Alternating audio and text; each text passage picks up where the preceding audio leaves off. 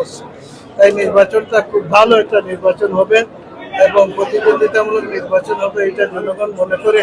তাই সবাই জনগণ ঈদের আনন্দে ভোট দিবে আমরা আশা করি ইনশাআল্লাহ।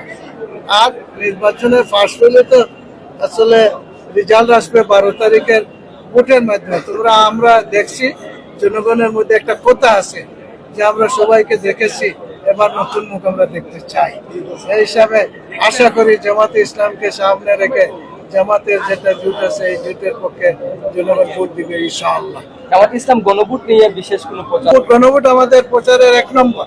গণভোট হ্যাঁ মার্কায় ভোট দিতেই হবে।